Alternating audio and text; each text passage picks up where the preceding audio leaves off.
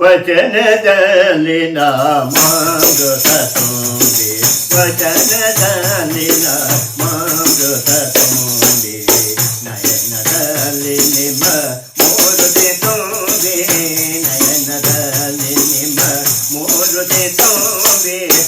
ವೀಕ್ಷಕರು ನೋಡ್ತಾ ಇದ್ದಾರೆ, ಬರೀ ಮಾತಾಡ್ತಾ ಇದಾರಲ್ಲ, ಇನ್ನೊಂದು ಗಾಯನ ಕೇಳಬೇಕು ಅಂತ ಬಯಕೆ ಅವ್ರಿಗೆ ಉಂಟಾಗ್ತಾ ಇದೆ. ಮತ್ತೊಂದು ಗಾಯನವನ್ನ ನಾವು ನುಡಿಸುವುದರ ಮುಖಾಂತರ, ಆಡುವುದರ ಮುಖಾಂತರ ನಮ್ಮ ವೀಕ್ಷಕರ ಒಂದು ಮನವನ್ನ ಗೆಲ್ಲಿ. ಪಾಪಿಯದನ ಪ್ರಾಯ ಚಿತ್ತ ಕಲ್ಲದೆ, ಪಾಪಿಯದನ ಪ್ರಾಯ ಚಿತ್ತ ಕಲ್ಲದೆ ಸತ್ಪಾತ್ರೆಗೆ ಸಲ್ಲದಯ್ಯ, ಸತ್ಪಾತ್ರೆಗೆ ಸಲ್ಲದಯ್ಯ, ಸತ್ಪಾತ್ರೆಗೆ ಸಲ್ಲದಯ್ಯ. ನಾಯಿ ಹಾಲು ನಾಯಿ ಮರಿಗಲ್ಲದೆ, ನಾಯಿ ಹಾಲು ನಾಯಿ ಮರಿಗಲ್ಲದೆ ಪಂಚಾಮೃತಕ್ಕೆ ಸಲ್ಲದಯ್ಯ.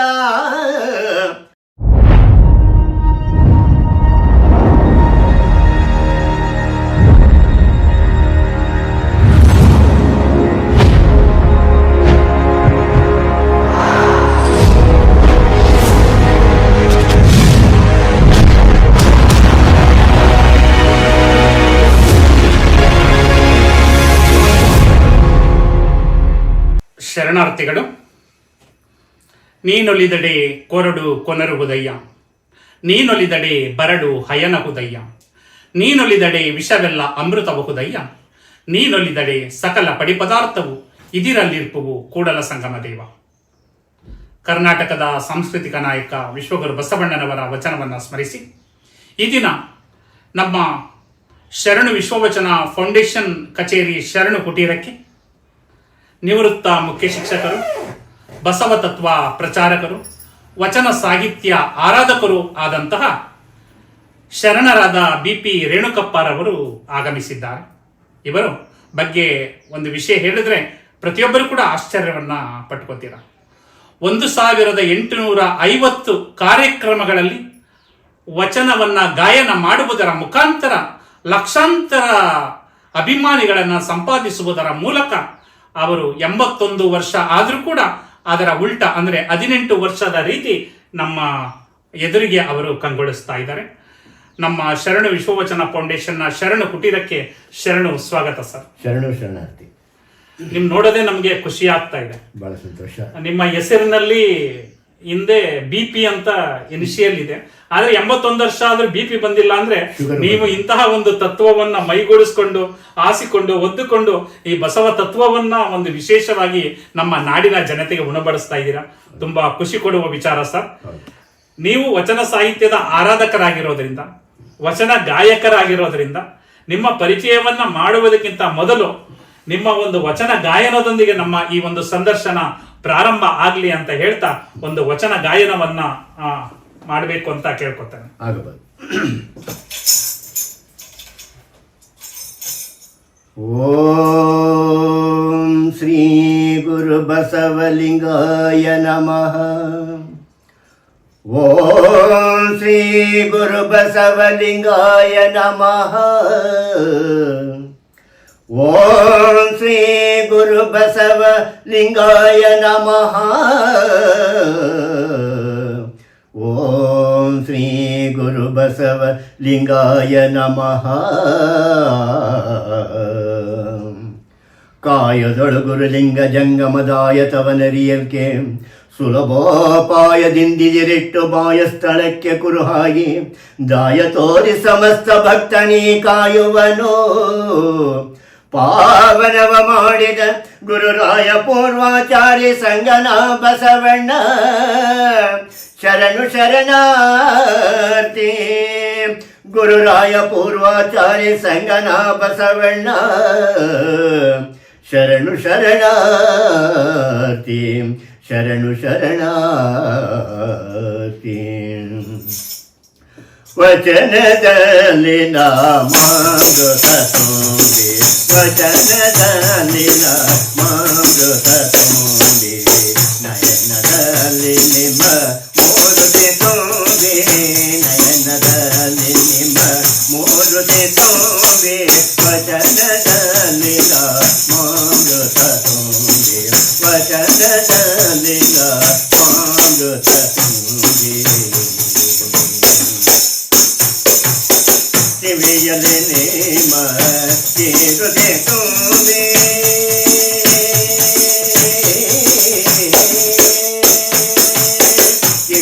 ಕಿವಿಯಲೆ ನೇಮ ಕೇಸುತ್ತೆ ತುಂಬೆ ಕಿವಿಯಲೆ ನೇಮ ಕೇಸುತ್ತೆ ತುಂಬೆ ಮನದಲ್ಲಿ ನೇಮ ನೆನಹೋ ತುಂಬೆ ಕಿವಿಯಲೆ ನೇಮ ಕೇಸುತ್ತೆ ತುಂಬೆ ಮನದಲ್ಲಿ ನೇಮ ನೆನಹೋ ತುಂಬೆ ವಚನದಲ್ಲಿನ ಅಮೃತ ತುಂಬೆ ವಚನದಲ್ಲಿನ ಅಮೃತ ತುಂಬೆ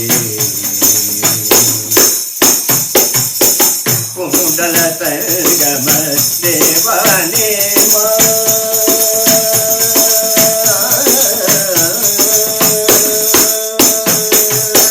ಕುಂಡಲ ಸಂಗಮ ದೇವಾನೇಮ ಕುಂಡಲ ಸಂಗಮ ದೇವಾನೇಮ ಚರಣ ಗಮನದೊಳು ನಾನು ತುಂಬಿ ಕೂಡಲ ಸಂಗಮ ದೇವಾನೇಮ ಚರಣ ಗಮನದೊಳು ನಾನು ತುಂಬಿ ವಚನದಲ್ಲಿನ ಅಮೃತ ತುಂಬಿ ವಚನದಲ್ಲಿನ ಅಮೃತ ತುಂಬಿ ನಯನದಲ್ಲಿ ನಿಮ್ಮ ಮೂರುತಿ ತುಂಬಿ ನಯನದಲ್ಲಿ ನಿಮ್ಮ ಮೂರುತಿ ತುಂಬಿ ವಚನದಲ್ಲಿನ ಅಮೃತ ತುಂಬಿ ವಚನದಲ್ಲಿನ ಅಮೃತ ತುಂಬಿ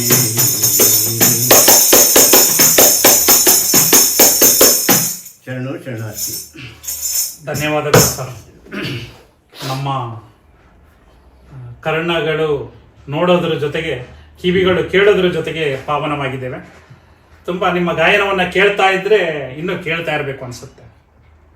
ಈಗಿನ ಜನ್ರೇಷನ್ ನೋಡಿದಾಗ ಅವರಿಗೆ ವಯಸ್ಸು 15 ಆಗ್ಬೋದು, 20 ಆಗ್ಬೋದು ದೈಹಿಕವಾಗಿ, ಆದರೆ ಮಾನಸಿಕವಾಗಿ 70 ವರ್ಷ 80 ವರ್ಷ ಆದಂಗೆ ಒಂದು ಮಾನಸಿಕ ಖಿನ್ನತೆಯನ್ನ ನೋಡಬಹುದು. ಮತ್ತೆ ಅವರಲ್ಲಿ ಲವಲವಿಕೆ ಅನ್ನೋದೇ ಇರೋದಿಲ್ಲ. ಏನು ಯಾವುದೇ ಒಂದು ಈ ಕರ್ನಾಟಕ ಸರ್ಕಾರದ ಪಂಚವ ಯೋಜನೆಗಳಿದೆಯಲ್ಲ, ಯೋಜನೆಗಳ ಸಾಲದ ಭಾರವನ್ನು ಅವ್ರ ತಲೆ ಮೇಲೆ ಹಾಕಿರೋಂಗೆ ತಲೆ ಮೇಲೆ ಕೈ ಹೊತ್ಕೊಂಡು ಕುಳಿತುಕೊಂಡಿರುವಂತಹ ರೀತಿಯಲ್ಲಿ ಆ ಮಕ್ಕಳನ್ನ ನಾವು ಕಾಣ್ತಾ ಇದ್ದೀವಿ. ಆದ್ರೆ ನೀವು 81 ವರ್ಷ ಆದ್ರೂ ಕೂಡ ಯಾವಾಗ್ಲೂ ಲವಲವಿಕೆಯಾಗಿರ್ತೀರ. ನಾನು ಯಾಕಂದ್ರೆ ಮೊನ್ನೆ ತಾನೇ ಮಂಡ್ಯದಲ್ಲಿ ನೀವು ನೇರವಾಗಿ ಪರಿಚಯ ಆದದ್ದು, ಮೊದಲು ಫೋನ್ ಮುಖಾಂತರ ನಾವು ಮಾತನಾಡಿದ್ದು, ಅವಾಗ್ಲಿಂದ ನೋಡ್ತಾ ಇದ್ದೀನಿ ಆ ಏನು ಹುಮ್ಮಸ್ಸಿದೆ, ಏನು ಉಲ್ಲಾಸ ಇದೆ, ಅದೇ ಉಲ್ಲಾಸವನ್ನ ನಾವು ಎಂದೆಂದಿಗೂ ಕಾಣ್ತಾ ಇದ್ದೀವಿ. ಈ ಒಂದು ಉತ್ಸಾಹ ಯಾವಾಗ್ಲೂ ಕೂಡ ನಿಮ್ಮಲ್ಲಿ ಇರೋದಕ್ಕೆ ಕಾರಣ ಏನು ಸರ್? ನಾನು ಪ್ರತಿ ದಿವಸ ಈ ಅಪ್ಪ ಬಸವಣ್ಣವರ ಒಂದು ವಚನ ಬರೆದಿದ್ದಾರೆ. ಗಾಂಧಾರಿ ಮಾಂಧಾರಿ ಎಂಬ ಅಹೋರಾತ್ರಿ ಲಿಂಗವ ಪೂಜಿಸಬೇಕು. ಊರ ಕೋಳಿ ಕೂಗದ ಮುನ್ನ ಕಾಳನವಿಲ ಒದರದ ಮುನ್ನ ಲಿಂಗವ ಪೂಜಿಸಬೇಕು. ದುಂಬಿ ಮುಟ್ಟಿ ಪುಷ್ಪ ನಿರ್ಮಲವಾಗದ ಮುನ್ನ ಅಲ್ಲಾಹು ಎಂಬ ಕೂಗುವ ಮುನ್ನ ಲಿಂಗವ ಪೂಜಿಸಬೇಕು. ತನ್ನೊಡನೆ ಮಲಗಿದ್ದ ಸತಿಯನ್ನು ಎಬ್ಬಿಸದೆ ಲಿಂಗ ಕೆರವ ಸದ್ಭಕ್ತನ ಪಾದವ ತೋರಿ ಬದುಕಿಸಯ್ಯ ಎಂಬ ಅಪ್ಪ ಬಸವಣ್ಣವರು ಏನು ಒಂದು ವಚನ ಹೇಳಿದ್ದಾರೆ. ಅಂತಹ ಭಕ್ತನನ್ನು ತೋರ್ಸಪ್ಪ ಅಂತ ಅಪ್ಪ ಬಸವಣ್ಣವರೇ ಕೇಳ್ಕೊಂಡ್ಬಿಟ್ಟವ್ರೆ. ಅಂತಹ ಮೇಧಾವಿಯಾದಂತಹ ಅಪ್ಪ ಬಸವಣ್ಣವರು ಆ ರೀತಿ ಕೇಳ್ಕೊಂಡಿರುವಾಗ ನಾವು ಯಾವ ರೀತಿ ಕಿಂಕರ ಭಾವದಿಂದ ನಾವು ಕಾರ್ಯಗಳನ್ನು ರೂಪಿಸ್ಕೋಬೇಕು. ನಮ್ಮ ಜೀವನದಲ್ಲಿ ಯಾವ ರೀತಿ ಬೇಕು? ಮೊದಲು ನಮಗೆ ಶರೀರಕ್ಕೆ ಕಷ್ಟ ಕೊಡಬೇಕು. ಯಾವಾಗ ನಮ್ಮ ಶರೀರಕ್ಕೆ ನಮಗೆ ಕಷ್ಟ ಕೊಡ್ತೀವೋ ನಾವು ಆರೋಗ್ಯವಾಗಿರ್ತೇವೆ. ಹಾಗೆ 4 ಗಂಟೆ ಎದ್ದು ನಾನು ಅರ್ಧ ಗಂಟೆ ನಾನು ವ್ಯಾಯಾಮ ಮಾಡ್ತೀನಿ. ಮೊದಲು ಗರಿಷ್ಠ ಸಾಧನೆ ಮಾಡ್ತಾಯಿದ್ದೆ. ಈಗ ವಯಸ್ಸಾಯ್ತದಂಗೆ ನಾವು ನಮ್ಮ ಶರೀರಕ್ಕೆ ಯಾವ ರೀತಿ ನಾವು ವ್ಯಾಯಾಮ ಕೊಡಬೇಕು ಅಷ್ಟು ಹಗುರವಾದಂಥ ವ್ಯಾಯಾಮನ ಕೊಡಬೇಕು. ಆ ರೀತಿ ನಾನು ಅರ್ಧ ಗಂಟೆ ವ್ಯಾಯಾಮ ಮಾಡ್ತೀನಿ ಮತ್ತು 1 ಗಂಟೆ ಇಷ್ಟಲಿಂಗ ಪೂಜೆ ಮಾಡ್ತಾ ಇದ್ದೇನೆ. ಮತ್ತು ಸಂಜೆ ಮತ್ತು ನಮ್ಮ ದಿನನಿತ್ಯ ಕಾರ್ಯದಲ್ಲಿ ನಾನು ತೊಡಗಿರ್ತೇನೆ. ಸಂಜೆ 7ರಿಂದ 8ರವರೆಗೂ ನಾನು ಏನು ಮಾತೆಭಾ ತಾಯಿಯವರು ಹೇಳಿದಂತಹ ನೆನಹು ಸಂಜೆ 7ರಿಂದ ಒಂದು ಅರ್ಧ ಗಂಟೆ ನೆನಹು ಮಾಡಿ, ಆ ನೆನಹು ಮಾಡಿದ್ಮೇಲೆ ನೀವು ವಚನಗಳನ್ನು ಅಭ್ಯಾಸ ಮಾಡಿ ಅಂತ ನಾನು 1 ಗಂಟೆ ವಚನ ಅಭ್ಯಾಸ ಮಾಡ್ತಾ ಇದ್ದೇನೆ. ಆ ಒಂದು ಇದರಿಂದ ನನಗೆ ಒಂದು ಚೈತನ್ಯ, ಒಂದು ಹುಮ್ಮಸ್ಸು ನನಗೆ ಬರ್ತಾ ಇದೆ. ಖಂಡಿತ ಸರ್. ವಚನ ಅಂದ್ರೆ ಕೇವಲ ಜ್ಞಾನ ಅಲ್ಲ, ಅದು ಕ್ರಿಯೆ ಆಗಬೇಕು. ಅಂದ್ರೆ ವಚನಗಳನ್ನ ಹೇಳೋದ್ರ ಜೊತೆಗೆ ಅದನ್ನ ಜೀವನದಲ್ಲಿ ಅಳವಡಿಸಿಕೊಂಡಾಗ ಮಾತ್ರ ಈ ಒಂದು ನೀವು ಹೇಗೆ ಹಸನ್ಮುಖಿಯಾಗಿದ್ದೀರಾ, ಉತ್ಸಾಹ ಆಗಿದ್ದೀರಾ, ಅದು ಪ್ರತಿಯೊಬ್ಬರಲ್ಲ ಮುಖದಲ್ಲೂ ಕೂಡ ನಾವು ಕಾಣಬಹುದು ಅನ್ನೋದನ್ನ ನೀವು ತಿಳಿಸ್ತಾ ಇದ್ದೀರಾ.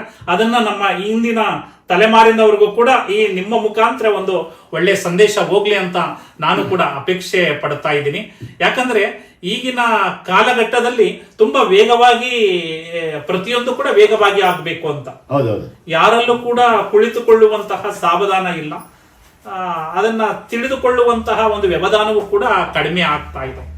ಅಂತಹ ಸಂದರ್ಭದಲ್ಲಿ ನೀವು 81 ವರ್ಷವನ್ನ ಪೂರೈಸಿ 82ಕ್ಕೆ ಕಾಲಿಡ್ತಾ ಇದ್ದೀರಾ. ಇಂದಿನ ತಲೆಮಾರಿನ ವಿದ್ಯಾರ್ಥಿಗಳಿಗೆ ಯಾವಾಗ್ಲೂ ಒಂದು ಉತ್ಸಾಹ ಇರಬೇಕು, ಜೀವನವನ್ನ ಸವಿಬೇಕು, ಪ್ರತಿಯೊಂದು ಕ್ಷಣವನ್ನ ಏನ್ ಮಾಡಬೇಕು, ಒಂದು ಆನಂದವಾಗಿ ಕಳಿಬೇಕು ಅಂದ್ರೆ ಈ ಒಂದು ವಚನ ಸಾಹಿತ್ಯದ ಮುಖಾಂತರ ಏನು ಸಲಹೆ ಕೊಡೋದಕ್ಕೆ ಇಷ್ಟಪಡ್ತೀರಾ? ನಾವು ಮಕ್ಕಳಿಗೆ ನಾವು ವಿದ್ಯೆಯನ್ನು ಅದು ಧಾರೆ ಎಳಿಬೇಕು ಅಂತ ಹೇಳ್ತಾರೆ. ನಮ್ಮಲ್ಲಿ ಏನು ತಿಳಿದಿರುತ್ತೋ ಅದನ್ನು ನಾವು ಮಕ್ಕಳಿಗೆ ತಿಳಿಸ್ಬೇಕು. ಅದಕ್ಕೆ ನಾವು ಹಿಂದೆ ನಾವು ಅಭ್ಯಾಸ ಮಾಡಬೇಕು. ನಾನು ಅಭ್ಯಾಸ ಮಾಡಿ ರಾತ್ರಿ 12 ಗಂಟೆಗೆ ನಾನು ಅಭ್ಯಾಸ ಮಕ್ಕಳಿಗೆ ನಾನು ನಾಳೆ ಏನು ಕೊಡಬೇಕು, ಅವರಿಗೆ ನಾವು ಏನು ವಿಷಯ ಕೊಟ್ಟರೆ ಅವರ ಮನವರಿಕೆ ಮಾಡ್ತೇನೆ. ಯಾವ ರೀತಿಯಲ್ಲಿ ನಾವು ಅವ್ರಿಗೆ ಮನವರಿಕೆ ಮಾಡ್ಕೋ, ಕಥೆಗಳ ಮೂಲಕ ನಾವು ಅವ್ರಿಗೆ ತಿಳಿಸಿದ್ರೆ ಅವರು ಬೇಗ ಕ್ಯಾಚ್ ಮಾಡ್ಕೋತಾರೆ. ಅದರಿಂದ ಅವ್ರಿಗೆ ಮತ್ತು ಪಾಠಗಳನ್ನು ಪ್ರವಚನಗಳನ್ನು ತಿಳಿಸುತ್ತಂದರೆ ಅವರು ಚೆನ್ನಾಗಿ ಅರ್ಥ ಮಾಡ್ಕೊಳ್ತಾರೆ. ಈ ರೀತಿಯಲ್ಲಿ ನಾನು ಪ್ರಯತ್ನ ಮಾಡ್ತಾ ಇದ್ದೇನೆ. ಮತ್ತು 1967, 68, 63 ವರ್ಷದಲ್ಲಿ ಅವಾಗ 7ನೇ ಕ್ಲಾಸಿಗೆ ಪಬ್ಲಿಕ್ ಪರೀಕ್ಷೆ ಇತ್ತು. ಆ ಪಬ್ಲಿಕ್ ಪರೀಕ್ಷೆಯಲ್ಲಿ ನಮ್ಮದು ಹೊಸ ಅಪಾಯಿಂಟ್ಮೆಂಟು 66 ಅಪಾಯಿಂಟ್ಮೆಂಟ್ ಆಗಿತ್ತು. ಆಗ ಈ ಹಳ್ಳಿ ಮಕ್ಕಳು ಪಬ್ಲಿಕ್ ಅಂದರೆ ಎದುರ್ತಾ ಇತ್ತು. ಅದಕ್ಕೆ ನಾವೆಲ್ಲ ಒಂದು ಧೈರ್ಯ ಕೊಟ್ಟು ನಾನು 2 ತಿಂಗಳು ಅಂದರೆ ಫೆಬ್ರವರಿಯಿಂದ ಮಾರ್ಚ್ ಪರೀಕ್ಷೆವರೆಗೂ ಸಂಜೆ ರಾತ್ರಿ ಅಲ್ಲೇ ಇಟ್ಬಿಡ್ತಾ ಇದ್ದೆ. ರಾತ್ರಿ ಪ್ರಸಾದಕ್ಕೆ ನಾನು ಮನೆಯಿಂದ ತೆಗೆದುಕೊಂಡು ಬಿಡ್ತಾ ಇದ್ದೆ. ರಾತ್ರಿ 10 ಗಂಟೆವರೆಗೂ, ಸಂಜೆ 7ರಿಂದ 10 ಗಂಟೆವರೆಗೂ ಅಲ್ಲಿ ಪಾಠ ಮಾಡಿ ಅಲ್ಲೇ ಅವರು ಮಕ್ಕಳ ಜೊತೆಯಲ್ಲೇ ಮಲಗಿದ್ದು. ಪುನಃ 4 ಗಂಟೆಗೆ ಎದ್ದು ಅವಾಗೆ 1-2 ಗಂಟೆ ಟೈಮ್ ಪಾಠ ಮಾಡಿ ಪುನಃ ನಾವು ಊರಿಗೆ ಬಂದು ಸೈಕಲಲ್ಲಿ ತುಳಿತಾ ಇದ್ದೋ. ಆಗ ಸೈಕಲ್ ಇತ್ತು, ಸೈಕಲಲ್ಲಿ 8 ಕಿಲೋಮೀಟರ್ ತುಳಿತಾ ಇದ್ದು. ಈ ರೀತಿಯಲ್ಲಿ ನನ್ನ ಜೀವನ ಮಾಡ್ತಾ ಇದ್ದು. ಮಕ್ಕಳಿಗೆ ಆ ರೀತಿ ನಾನು ತರಬೇತಿ ಕೊಡ್ತಾ ಇದ್ದೆ. ನಾನು ಬರೀ ಪಾಠ ಬರೀತಲ್ಲ, ಮತ್ತು ಕಲೆಗಳಲ್ಲಿ ನನಗೆ ಬಹಳ ಆಸಕ್ತಿ ಇತ್ತು. ನಾಟಕಗಳನ್ನ ಹಾಡಿಸಿದ್ದೇನೆ, ಕೋಲಾಟಗಳು ಹಾಡಿಸಿದ್ದೇನೆ. ಕೋಲಾಟ ಹಾಡಿಸಿ ರಾಜ್ಯ ಮಟ್ಟದಲ್ಲಿ 2ನೇ ಪ್ರಶಸ್ತಿಯನ್ನು ಪಡೆದಿದ್ದ ಮಕ್ಕಳು. ಮತ್ತು ನಾನು ದಾನಶೂನ್ಯ ಕರ್ನಾಟಕ ನಾಟಕವನ್ನು ಹಾಡಿಸಿದ್ದೇನೆ, ಪೌರಾಣಿಕ ನಾಟಕ. ನಂತರ 2001ರಲ್ಲಿ ಪಲ್ಸ್ ಪೋಡಿಯಂಪ ಬರೇ ಟಿ ವಿಗಳಲ್ಲಿ ಮತ್ತು ಪತ್ರಿಕೆಗಳಲ್ಲಿ ಯಾರಾದರೂ ಮುಖ್ಯಮಂತ್ರಿಗಳು ಮತ್ತು ಯಾರಾದರೂ ಸಿನಿಮಾ ತಾರೆಗಳು ಡ್ರಾಫ್ಟ್ಸ್ ಅದನ್ನು ಮಾತ್ರ ಚಿತ್ರ ತೋರಿಸ್ತಾ ಇದ್ರು. ಅದರಿಂದ ಏನಾಯ್ತೈತೆ, ಆಗಬಹುದು ಅನ್ನೋ ರೀತಿಯಲ್ಲಿ ನಾನು ನಾಟಕವನ್ನೇ ಬರೆದು ಅದನ್ನು ಒಂದು 15 ಪ್ರಯೋಗವನ್ನು ಅದೇ ಸುತ್ತಮುತ್ತ ಹಳ್ಳಿಗಳೆಲ್ಲ ಮಕ್ಕಳಿಂದಲೇ ನಾಟಕ ಆಡಿಸಿ ಪಲ್ಸ್ ಪೋಲಿಯೋ ಅನ್ನೋ ನಾಟಕವನ್ನು ನಾನು ಪ್ರದರ್ಶನ ಮಾಡಿಸಿದ್ದೀನಿ. ಈ ರೀತಿಯಲ್ಲಿ ನನ್ನ ಮಕ್ಕಳಿಗೆ ನಾನು ಸೇವೆ ಮಾಡಿದ್ದೀನಿ. ಒಳ್ಳೊಳ್ಳೆ ಚಟುವಟಿಕೆಗಳನ್ನು ಅಳವಡಿಸಿಕೊಳ್ಳೋದ್ರ ಮುಖಾಂತರ ಮಕ್ಕಳು ಯಾವಾಗಲೂ ಉತ್ಸಾಹವಾಗಿ ಇರಬೇಕು, ಅವರ ಮುಖದಲ್ಲಿ ಯಾವಾಗ್ಲೂ ಕೂಡ ಖಿನ್ನತೆ ಬರಬಾರದು ಅನ್ನೋ ಒಂದು ಉದ್ದೇಶದಿಂದ ಮಕ್ಕಳನ್ನ ತೊಡಗಿಸಿಕೊಳ್ಳೋದು. ಯಾಕಂದ್ರೆ ಅದು ತುಂಬಾ ವಿಶೇಷವಾದಂತಹ ಚಟುವಟಿಕೆ ಸರ್. ಈಗ ಏನಾಗಿದೆ, ಮೊಬೈಲ್ ಯುಗ. ಪ್ರತಿಯೊಂದನ್ನು ಕೂಡ ಮಕ್ಕಳು ಏನೋ ಮಾಡಿ ಮೊಬೈಲ್ ಮುಖಾಂತರವನ್ನೇ ತಗೊಳ್ಳೋದಿಕ್ಕೆ ಹೋಗ್ತಾ ಇದ್ದಾರೆ. ಇಂತಹ ಒಂದು ಕಾಲಘಟ್ಟದಲ್ಲಿ ಈ ಒಂದು ವಚನ ಸಾಹಿತ್ಯವನ್ನ ಮತ್ತೆ ಬೇರೆ ಬೇರೆ ಸಾಹಿತ್ಯವನ್ನ ಪರಿಚಯ ಮಾಡೋದ್ರ ಮುಖಾಂತರ ಮಕ್ಕಳಿಗೆ ಅವರಿಗೆ ಆಸಕ್ತಿಯನ್ನ ಉಂಟು ಮಾಡಬೇಕು. ಯಾಕಂದ್ರೆ ಕೆಲವು ಕಾರ್ಯಕ್ರಮಗಳಿಗೆ ಹೋದ್ರೆ ದೊಡ್ಡವರು ಮಾತ್ರ ಹೋಗ್ತಾರೆ, 50 ವರ್ಷ 60 ವರ್ಷ ಆದವ್ರು ಮಾತ್ರ ಹೋಗ್ತಾ ಇದ್ದಾರೆ, ಮಕ್ಕಳನ್ನ ಕರ್ಕೊಂಡು ಹೋಗೋದಿಲ್ಲ. ಆ ದಿನ ಭಾನುವಾರ ಆಗಿರುತ್ತೆ. ಆದ್ರೆ ಅಂತಹ ಕಾರ್ಯಕ್ರಮಗಳ ಮುಖಾಂತರ ಮಕ್ಕಳನ್ನ ಕರ್ಕೊಂಡೋಗಿ ಮಕ್ಕಳಿಗೂ ಕೂಡ ಅದರ ಬಗ್ಗೆ ಆಸಕ್ತಿಯನ್ನ ಮೂಡಿಸಿದಾಗ ಅವರು ಕೂಡ ಯಾವಾಗಲೂ ಕೂಡ ಲವಲವಿಕೆಯಿಂದ ಇರೋದಕ್ಕೆ ಸಾಧ್ಯ ಆಗುತ್ತೆ ಅಂತ ನನ್ನದು ಕೂಡ ಭಾವನೆ. ಮತ್ತೆ ನೀವು ಶಿಕ್ಷಕರಾಗಿದ್ದವರು, ಸರ್ಕಾರಿ ಶಾಲಾ ಶಿಕ್ಷಕರಾಗಿ, ಮುಖ್ಯ ಶಿಕ್ಷಕರಾಗಿ, ನಿವೃತ್ತರಾಗಿ, ಈಗ ನಿವೃತ್ತಿ ಜೀವನದಲ್ಲಿ ವಚನ ಸಾಹಿತ್ಯವನ್ನ ಅಪ್ಪಿಕೊಂಡು ಅದೇ ರೀತಿ ಜೀವನವನ್ನ ಸಾಗಿಸ್ತಾ ಇದ್ದೀರಾ. ಕರ್ನಾಟಕದಾದ್ಯಂತ ಅನೇಕ ಕಡೆ ನೀವು ಹೋಗಿ 1850ಕ್ಕೂ ಹೆಚ್ಚು ಕಾರ್ಯಕ್ರಮಗಳನ್ನ ಕೊಟ್ಟಿದ್ದೀರಾ, ವಚನ ಗಾಯನವನ್ನ ಮಾಡಿದ್ದೀರಾ. ನಾವು ಮದ್ದೂರಲ್ಲೂ ಕೂಡ ನಿಮ್ಮ ಗಾಯನವನ್ನ ಕೇಳಿ ನಾವು ಕೂಡ ಬೇಬಿ ಮಠದ ಸ್ವಾಮೀಜಿಗಳು ನಾವು ಮಾತಾಡ್ತಾ ಇದ್ದೋ. ಇಷ್ಟು ವಯಸ್ಸಾದ್ರೂ ಅವರ ಶಾರೀರ ನೋಡಿ ಎಷ್ಟೊಂದು ಗಟ್ಟಿಯಾಗಿದೆ ಅಂತ. ಯುವಕರು ಕೂಡ ನಾಚಿಸುವಂತ ರೀತಿಯಲ್ಲಿ ನೀವು ಗಾಯನ ಮಾಡುವುದರ ಮುಖಾಂತರ ಈ ವಚನ ಸಾಹಿತ್ಯಕ್ಕೆ ಒಂದು ನ್ಯಾಯವನ್ನ ಒದಗಿಸ್ತಾ ಇದ್ದೀರಾ. ಅನೇಕ ಸಾಹಿತ್ಯಗಳು ಬರುತ್ತೆ, ಯಾಕಂದ್ರೆ ನಮ್ಮ ಪ್ರಭಾವ ಬೇರೆ ಬೇರೆ ಸಾಹಿತ್ಯ ಇರುತ್ತೆ. ಆದರೂ ಕೂಡ ನೀವು ವಚನ ಸಾಹಿತ್ಯವನ್ನೇ ಆಯ್ಕೆ ಮಾಡಿಕೊಂಡು ವಚನ ಸಾಹಿತ್ಯವನ್ನೇ 1850 ಕಾರ್ಯಕ್ರಮಗಳನ್ನ ಕೊಡಬೇಕಾದ್ರೆ ಅದಕ್ಕೆ ಕಾರಣ ಏನು ಸರ್? ಒಂದು ಸಲ ಮಾತಾಜಿಯವರು ಒಂದು ಸಭೆ ಒಂದು ಕಾರ್ಯಕ್ರಮ ಮಾಡಿದಾಗ ನಾನೊಂದು ವಚನ ಹಾಡಿದೆ.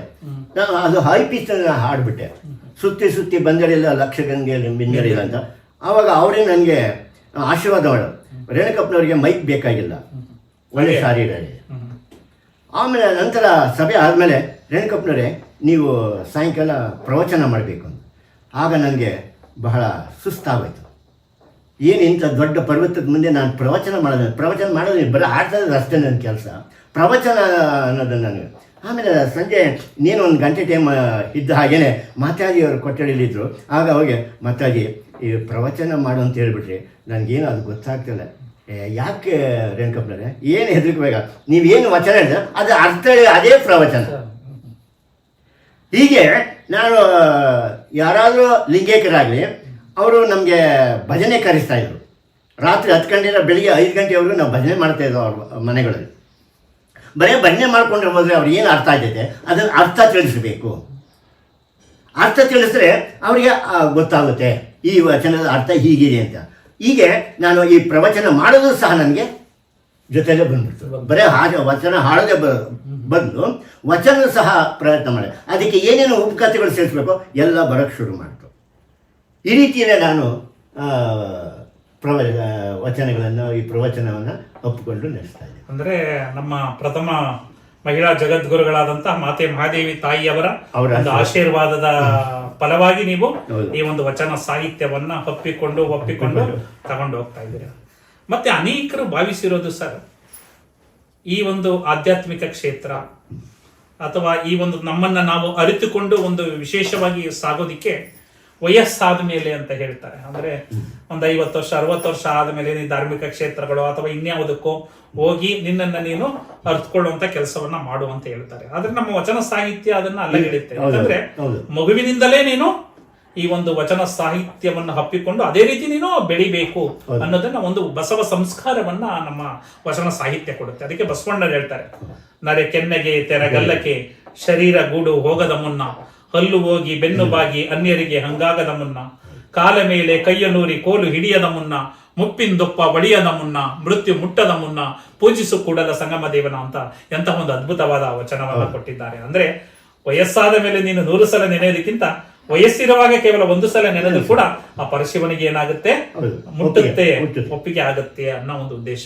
ಆದ್ದರಿಂದ ಈ ವಚನ ಸಾಹಿತ್ಯವನ್ನ ನಾವು ಕೇವಲ ಮಧ್ಯವಯಸ್ಕರಿಗೋ ಅಥವಾ ವಯಸ್ಸಾದವರಿಗೆ ಪರಿಚಯ ಮಾಡೋದಕ್ಕಿಂತ ಬಾಲ್ಯದಿಂದಲೇ ಮಕ್ಕಳಿಗೆ ಪರಿಚಯ ಮಾಡಬೇಕು ಅನ್ನೋ ಒಂದು ಉದ್ದೇಶದಿಂದ ನಾವು ಶರಣ ವಿಶ್ವವಚನ ಫೌಂಡೇಶನ್ ಅನ್ನೋ ಒಂದು ಸಂಸ್ಥೆಯನ್ನು ಸ್ಥಾಪಿಸಿ ಶಾಲೆಗಳೆಡೆಗೆ ವಚನಗಳ ನಡಿಗೆ ಅನ್ನೋ ಒಂದು ಕಾರ್ಯಕ್ರಮವನ್ನ ಮಾಡ್ತಾ ಇದೀವಿ ಸರ್.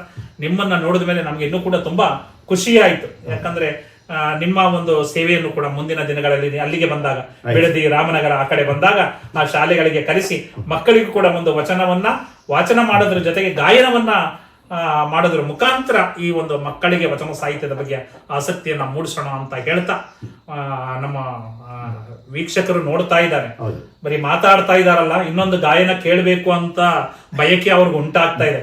ಮತ್ತೊಂದು ಗಾಯನವನ್ನ ನಾವು ನುಡಿಸುವುದರ ಮುಖಾಂತರ, ಆಡುವುದರ ಮುಖಾಂತರ ನಮ್ಮ ವೀಕ್ಷಕರ ಒಂದು ಮನವನ್ನ ಗೆಲ್ಲಿ.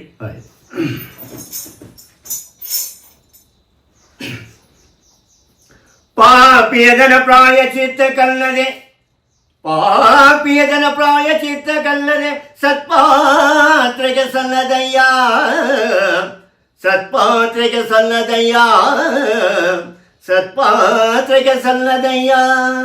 ನಾಯಿ ಹಾಲು ನಾಯಿ ಮರಿಗಲ್ಲದೆ, ನಾಯಿ ಹಾಲು ನಾಯಿ ಮರಿಗಲ್ಲದೆ, ಪಂಚಾಮೃತಕ್ಕೆ ಸಲ್ಲದಯ್ಯ, ಪಂಚಾಮೃತಕ್ಕೆ ಸಲ್ಲದಯ್ಯ, ಪಂಚಾಮೃತಕ್ಕೆ ಸಲ್ಲದಯ್ಯ. ನಮ್ಮ ಕೂಡಲ ಸಂಗನ ಶರಣರಿಗಲ್ಲದೆ, ನಮ್ಮ ಕೂಡಲ ಸಂಗನ ಶರಣರಿಗಲ್ಲದೆ, ಮಾಡುವ ಅರ್ಥ ವ್ಯರ್ಥ ಕಂಡಯ್ಯ, ವ್ಯರ್ಥ ಕಂಡಯ್ಯ, ವ್ಯರ್ಥ ಕಂಡಯ್ಯ ಮಣಿ ಮಣಿ ಕೆಟ್ಟರು ಮನವಿಲ್ಲದೆ ಮಣಿ ಮಣಿ ಕೆಟ್ಟರು ಮನವಿಲ್ಲದೆ ನಿಳಿ ನಿಳಿ ಕೆಟ್ಟರು ನಿಜವಿಲ್ಲದೆ ನಿಳಿ ನಿಳಿ ಕೆಟ್ಟರು ನಿಜವಿಲ್ಲದೆ ಮಣಿ ಮಣಿ ಕೆಟ್ಟರು ಮನವಿಲ್ಲದೆ ಮಾಡಿದನೆಂಬುದು ಮನದಲ್ಲಿ ಹೊಳೆದರೆ ಮಾಡಿದನೆಂಬುದು ಮನದಲ್ಲಿ ಹೊಳೆದರೆ ಹೇಳಿದೆ ಕಾಡಿತು ಶಿವನ ಗಂಗೋರವ ಹೇಳಿದೆ ಕಾಡಿತು ಶಿವನ ಗಂಗೋರವ ಮಡಿ ಮಡಿ ಕೆಟ್ಟರು ಮನವಿಲ್ಲದೆ ನಿರಿ ನಿರಿ ಕೆಟ್ಟರು ನಿಜವಿಲ್ಲದೆ ಮಡಿ ಮಡಿ ಕೆಟ್ಟರು ಮನವಿಲ್ಲದೆ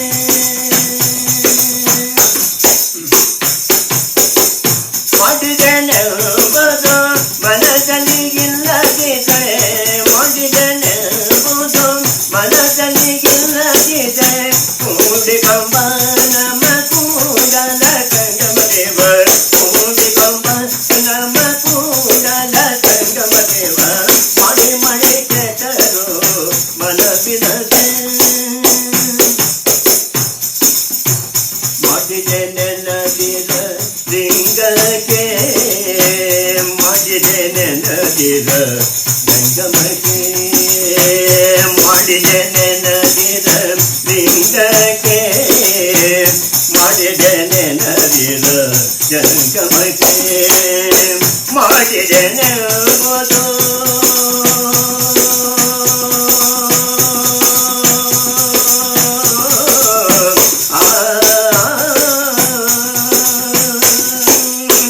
ಮಾಡಿದೆನೆಂಬುದು ಮನದಲ್ಲಿ ಇಲ್ಲದಿದೆ ಮಾಡಿದೆನೆಂಬುದು ಮನದಲ್ಲಿ ಇಲ್ಲದಿದೆ ಬೇಡಿದ ನೀವ ನಮ್ಮ ಕೂಡಲ ಸಂಗಮದೇವ ಬೇಡಿದ ನೀವ ನಮ್ಮ ಕೂಡಲ ಸಂಗಮದೇವ ಬೇಡಿದ ನೀವ ನಮ್ಮ ಕೂಡಲ ಸಂಗಮದೇವ ಬೇಡಿದ ನೀವ ನಮ್ಮ ಕೂಡಲ ಸಂಗಮದೇವ ಮಡಿ ಮಡಿ ಕೆಟ್ಟರು ಮನವಿಲ್ಲದೆ ನಿರಿ ನಿರಿ ಕೆಟ್ಟರು ನಿಜವಿಲ್ಲದೆ ಮಡಿ ಮಡಿ ಕೆಟ್ಟರು ನಿರಿ ನಿರಿ ಕೆಟ್ಟರು ಮಡಿ ಮಡಿ ಕೆಟ್ಟರು ಮನವಿಲ್ಲದೆ ನಿಜವಿಲ್ಲದೆ ಮನವಿಲ್ಲದೆ. ಜೈ ಗುರು ಬಸರಿ. ಅದ್ಭುತ ಸರ್, ಅದ್ಭುತ. ಕೊನೆಯಲ್ಲಿ ಅನೇಕರು ದೇವಾಲಯದ ಸಂಸ್ಕೃತಿಯನ್ನೇ ಮರಿತಾ ಇಲ್ಲ, ಮೆರಿತಾ ಇದ್ದಾರೆ. ಅಂದ್ರೆ ಶರಣರು ಕೊಟ್ಟದ್ದು ದೇಹಾಲಯ ಸಂಸ್ಕೃತಿ ಅಂತ. ದೇವಸ್ಥಾನಗಳಿಗೆ ಹೋದಾಗ ನೀವು ಹೇಳಿರುವಂತಹ ವಚನ ಅಕ್ಷರ ಸಹ ಒಪ್ಪುತ್ತೆ. ಒಂದು ಗಂಟೆಯನ್ನ ದಾನವಾಗಿ ಕೊಟ್ಟಿರ್ತಾರೆ, ಗಂಟೆಯ ಮೇಲೂ ಕೂಡ ಹೆಸರು, ಅಥವಾ ಇನ್ನೊಂದೇನೋ ಕೊಟ್ಟಿರ್ತಾರೆ ಅದರಲ್ಲಿ ಕೂಡ ಹೆಸರು, ಕೊಟ್ಟಿರ್ತಾರೆ ಅದರಲ್ಲಿ ಟ್ಯೂಬ್ ಲೈಟ್ ಕೊಟ್ಟಿರ್ತಾರೆ. ಬಟ್ ನಾವು ಇಲ್ಲಿ ನೋಟ್ ಜನಗಳ ನಡುವೆ ನಾವು ನೋಟ್ ಆಗಬೇಕಾಗಿಲ್ಲ, ಜನಗಳ ನಡುವೆ ಗುರುತಿಸ್ಕೊಳ್ಬೇಕಾಗಿಲ್ಲ. ನಾವು ನೋಟ್ ಆಗ್ಬೇಕಾಗಿರೋದು ಎಲ್ಲಿಗೆ?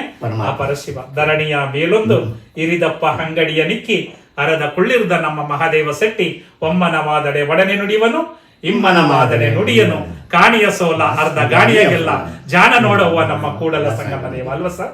ನಾವು ಅಲ್ಲಿ ಪರಶಿವನಿಗೆ ನೋಟ್ ಆಗ್ಬೇಕು ಹೊರತು ಇಲ್ಲಿ ಜನಗಳು ಏನು ಮಾಡೋಕ್ಕಾಗಲ್ಲ, ಏನು ಮಾಡೋದಿಕ್ ಆಗೋದಿಲ್ಲ.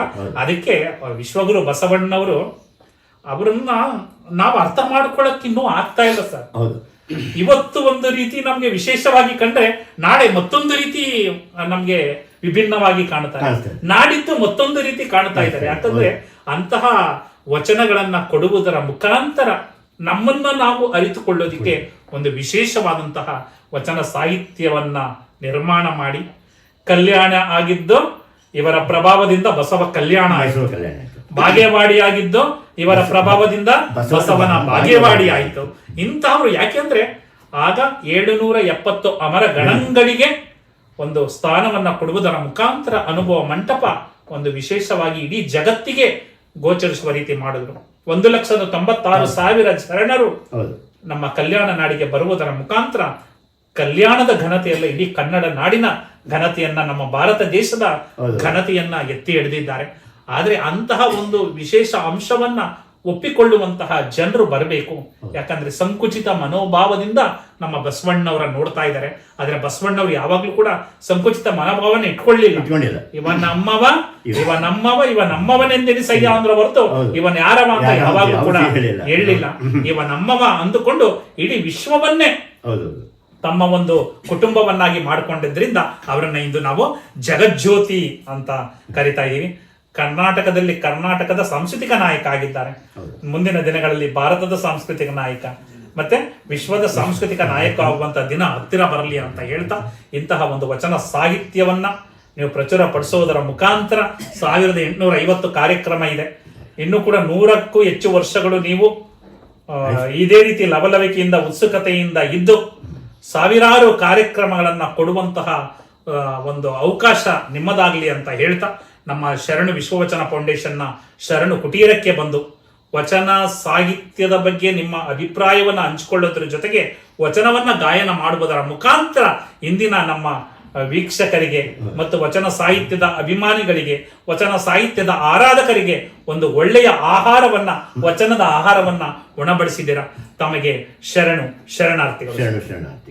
ಅಪ್ಪ ಬಸವಣ್ಣವರು ಮುಗಿದ ಕೈ ಬಾಗಿದ ತಲೆ ಅಂತ ಯಾವ ರೀತಿ ಹೇಳಿದಾರೋ ಅದರಂತೆ ನಾವು ನಡೆಕೊಂಡ್ಬಿಟ್ರೆ ನಾವು ಆ ಶಿವನಿಗೆ ಅರ್ಪಿತವಾಗ್ತೈತಿ ಅಂತ ಹೇಳ್ತಾ, ಇಂತಹ